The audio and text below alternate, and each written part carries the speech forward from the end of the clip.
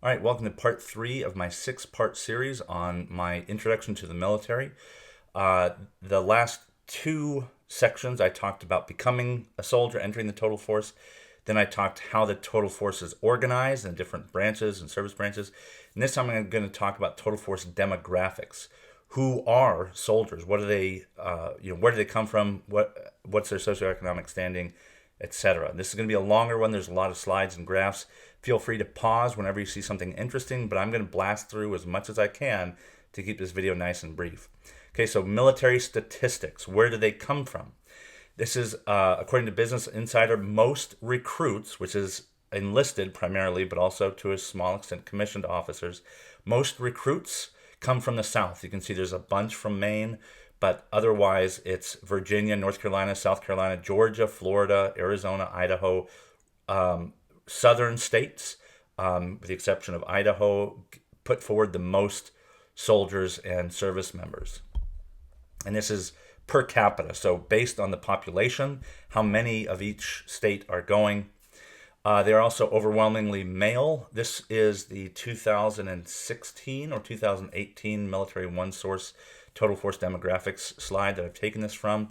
This is changing. When females were allowed into all different specialties, which you can learn more about in my the first part of this slide, there will be many more females who will be entering, pursuing the upward social mobility, financial stability that the military offers. But at least when this was taken, there's about one female to every five males. Race, soldiers are overwhelmingly white. When I say soldiers, I mean little s soldiers, all service members. Overwhelmingly white, a few black or African American self-identifying, and then you can see how this is broken down as well.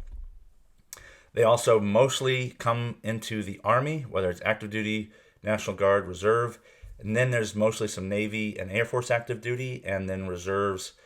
Marine Corps active duty is a big one, but that's how the 12 different branches break down in terms of who is entering. Enlisted, again, one officer to every four enlisted people, almost exactly the same as females to males in the service. And so when we think of soldiers, we should be thinking of enlisted service personnel. I don't have a slide on it, but most soldiers only serve for 5 years and some change. So they're not lifers, they're not professional military people. They just get in, get what they need, and they get out. And so that's what we should be thinking when we think about who the soldiers are, who the troops are. Okay, so this is the tooth-to-tail ratio, which I talked about in my first slide. And here is the average across 30 some odd developed nations, according to this study by Gebeke and Magid. I believe it was 2016.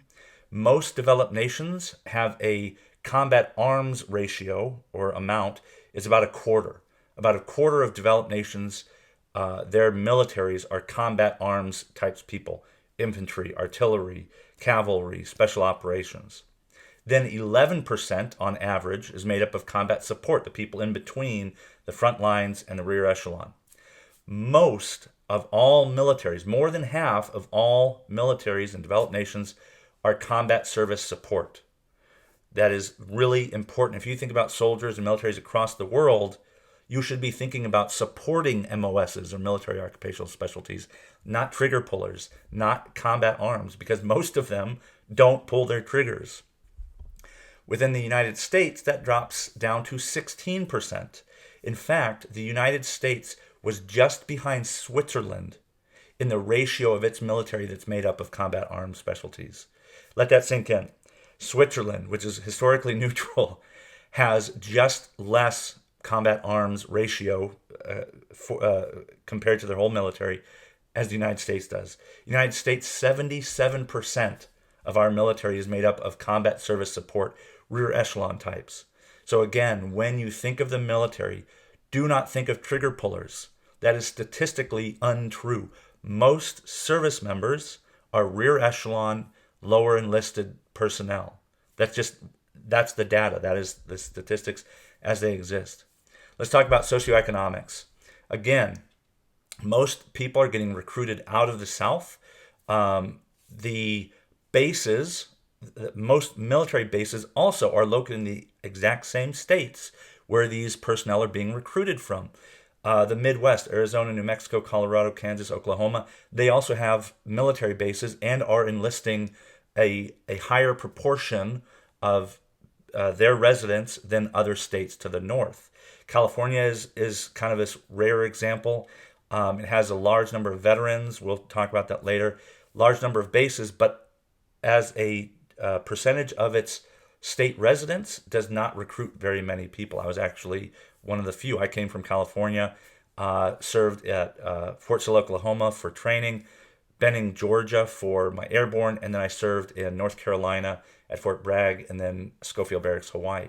So you can see the recruitment largely mirrors where those military bases are from earlier in this slide. The age of most service members when this study was taken by Military OneSource are 25 or younger, right? You can sign up at 17 with your parents' permission, at 18 without them, and again, how long are they spending in? Less than 5 years. So all of the rest, the 26 to 30, 31 to 35, 36 to 40, 41 and older, those are all people who are making a career out of the military. They are inherently the minority within the military. Most people are getting in at 18, 19, 20, getting out in about 5 years, and the statistics bear that out. Most people, it's no surprise, are single without children. There are a bunch of people who are married to civilian with children, and then there's also some people who are married to civilian with no children, but the dual military is very rare statistically. I hear about them a lot, but at least as a proportional larger force, it's actually really quite rare to have a dual military family. Again, just the nature of enlistment. If you want to enter the military, you don't have a degree, you can be enlisted for as long as you like. If you want to be an officer, you have to have a degree. You have to have a bachelor's degree, and then you might get an advanced degree while you're in. So statistically, service members are less educated than the average American, but they're also much younger, and there's a reason for it. You get your diploma, and then you spend 5 years in, then maybe you go to college later. So some of the statistics are very intuitive, and there's an explanation for them, and others it's just kind of funky. Now, I used to think that the nature of an all-volunteer force largely recruits from poorer areas, and that's not entirely true. Recruitment rates are actually about middle class, and it has more to do with the presence of military bases in your state than your own like poverty or affluence. It does, if you're more affluent, you are more likely to be an officer, and you're more likely to spend less time in. But it's not exactly true that the poorest are going off to serve in the military. It's actually low, middle to middle class families who are enlisting and serving in the military. Okay, so who is the average soldier? What do they look like? So again, they come from the American South. Most of them go into active duty in the Army, just like myself. They remain lower enlisted, and they are non-combat specialties. They also are mostly white males. They have a high school education. They're middle to lower middle class, and they're single without kids. So here is that in one slide. When you think of a soldier, this is what you should be thinking of.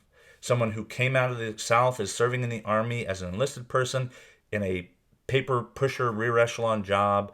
They're white males, and they have a high school education, and they have a relatively decent upbringing, and they're currently single without kids.